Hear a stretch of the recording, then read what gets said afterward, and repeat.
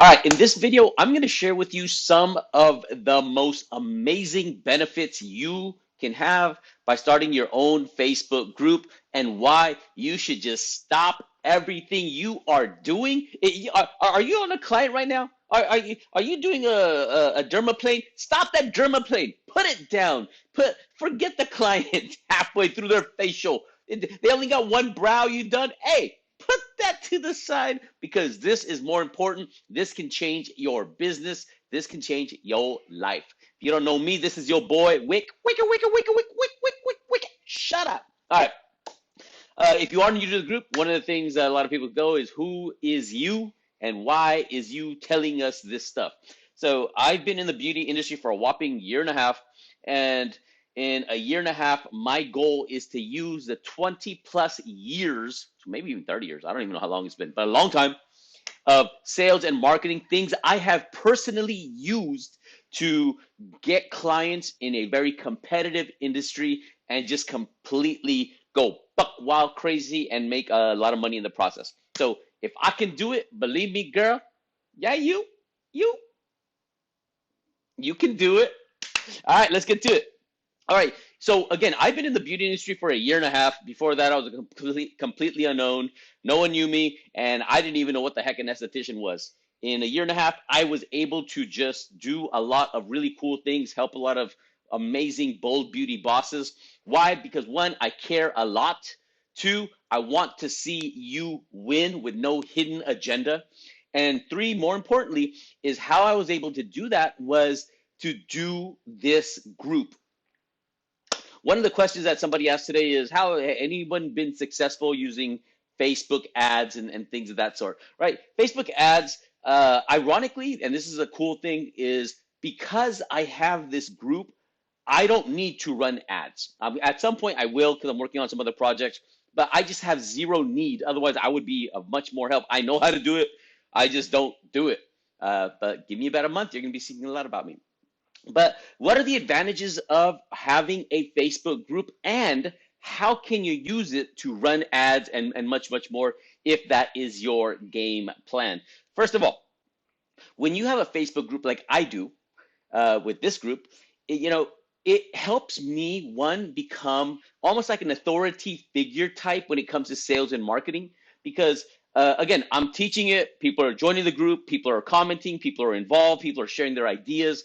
I'm kind of like the ringleader of this circus. And as you can tell, I'm heavily involved because there's just so much fake crap out there that I want to keep it as real as possible, especially in sales and marketing. I know sales and marketing.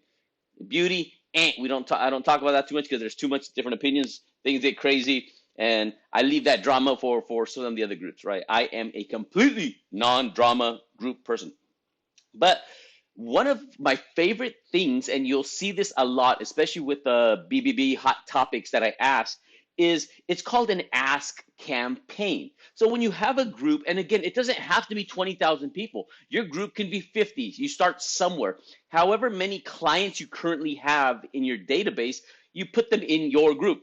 And one of the things I do on a regular basis, because I'm trying to figure a couple of things out myself, is it's called an ask campaign. I'm going to ask you questions like, hey, what is it that you need? Hey, who here, how much would somebody pay for a website, right? So these are things that are important to me because I'm working on these services.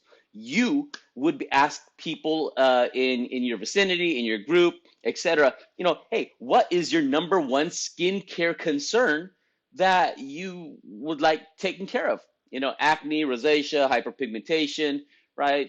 Saggy skins, whatever it may be, crow's feet, whatever it may be, right? So you do an ask campaign because the more you're asking them, one of the oldest techniques in sales, and it's just gold, right? Is a lot of that's why I keep telling people sales and marketing is not hard. Do not make it hard. One of the things I used to always do is go, okay, first question, ask, hey, what do you all need help with? Someone says, oh, I need help with logos, or hey, I need help with a website, or hey, I need help with funnels, whatever it may be. There's a gazillion things, right? Okay, QR codes or whatever, right? Cool. Okay, cool. So these are all the things people say they need help with. Cool. Now I will sell that. I will sell QR codes. I will sell websites. I will sell logos, etc. Because I have an interest level that I have gauged. So a lot of times, like in the past, what I would do is try to figure out something that I thought would sell in my mind. It was a good idea in my mind, but in reality, my idea sucked uh, male reproductive organs, right? It was just bad. It was just like, ooh, it was just a bad idea. It's like balls, is what I was trying to say. I think it sounded worse saying male reproductive organs. So sorry about that. But when you ask, it works easier because you know what people's pain points are. Are more people in your group about age management? Are they more about acne? Are they more about patchy skin? Right? You find out what their pain points are because you ask them. So one of the big advantages of having a group is you ask questions that can help you better gauge what you should be giving them. Ask first, then deliver, right? Don't start creating things and then they don't want it, right? I've done that before. Bad idea. You waste a lot of time, a lot of energy, and then it's just like, oh, that was just a stupid idea. Cool. Another thing is, especially with this group, like I get an idea of what posts are popular. So if I was gonna run, let's just say Facebook ads, all I have to do is go through all the posts and they'll say, okay, this thing got 20 comments, this thing got 10 comments. Ooh, this one got 175 comments. Okay. So estheticians were interested in this post because it got so many comments. Awesome.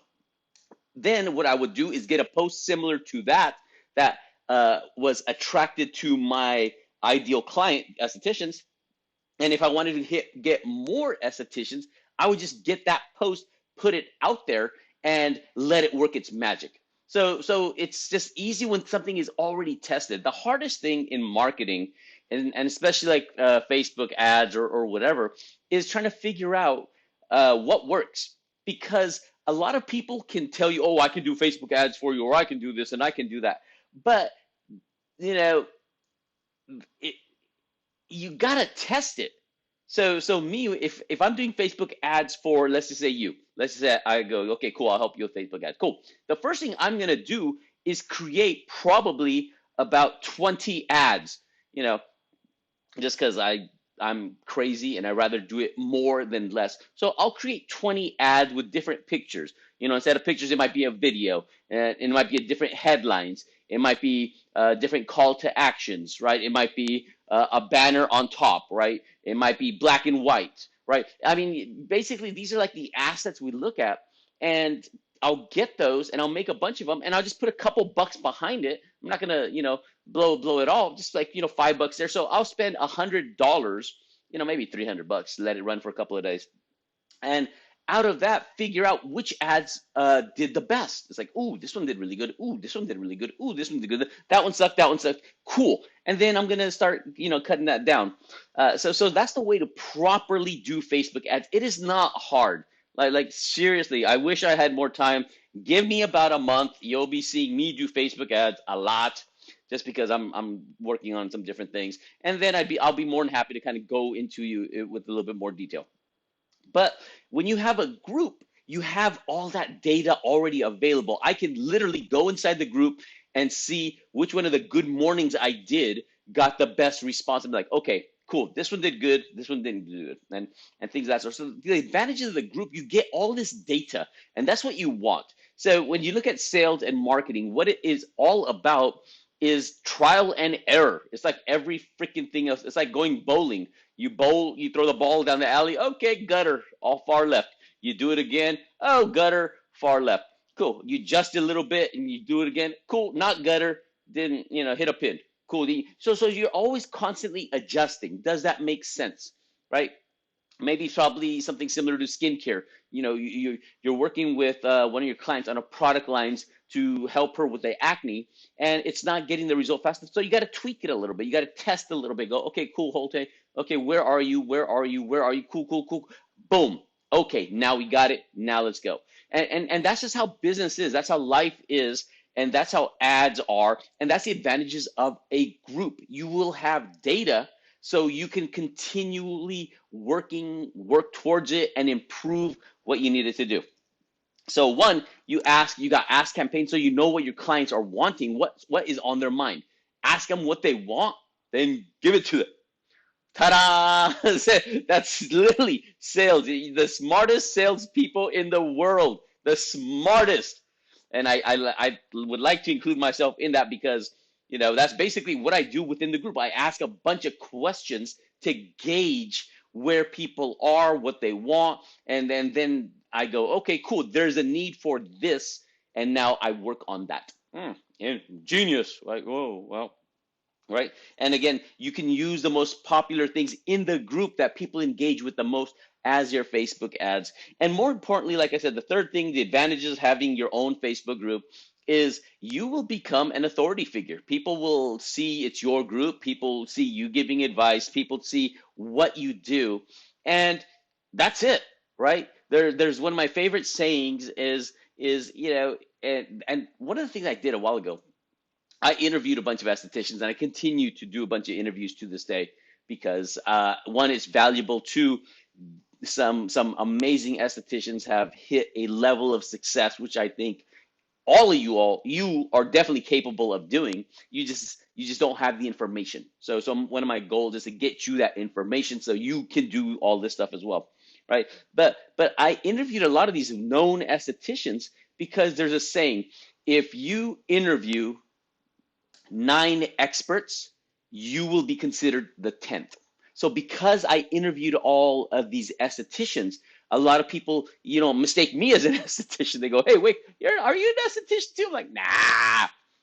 No, too much study for me. Thought about it though. I did think about it. I'm probably just gonna hire a few and just make my life easier, but whatever. All right, but that's the thing. You get this level of authority because people, and as you're already an educator, right? So why wouldn't you want to educate within a group that you created on Facebook? So you're an educator. You'll get people to know you, to like you, to trust you. They'll start asking you questions. Then they'll start coming, and it's an easy book appointment because they're not worried about you ripping them off, or is it going to work or not work or whatever, right? So there's so many advantages to starting a Facebook group. Just do it. It's free. It is free, right? There's the debate that is always on my mind: do you do it private or public? And I've always preferred it private.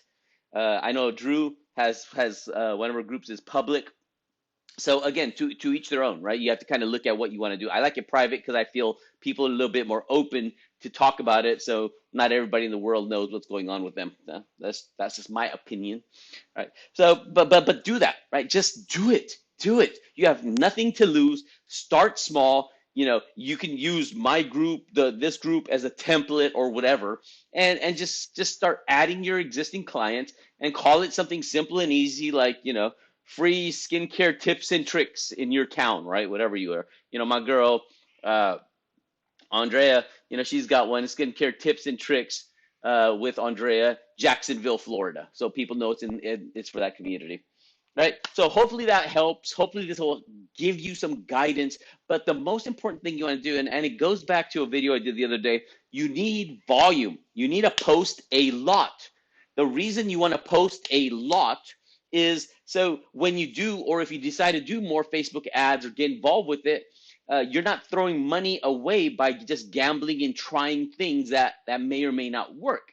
When you post a lot, you're like, ooh, this one got a lot of responses. Ooh, this one got a lot of responses from your existing clients. So if this post got all this engagement, right? That's the one I would probably just use as a ad. Ta-da, right? Again, it's not hard. Don't make it hard. Don't feel like there has to be a formula. No, it's try this, try this, try this, try this. Look what you've already done. Which one got the most engagement? Throw it out there, and there you go. Right? Hopefully this rant, I think it was more of a rant than anything else, but what is useful to you, keep it simple. The more data you have, the more involved you are, the more you have a pulse on what's going on in your community, the easier it is for you to be most successful. So be successful, be amazing because it pays so well. If you have questions, leave it in the comments below. Always love to hear from you because right there, that's right, right there, right? Cool. Let me do some things. You do some things. Talk to you soon. Peace.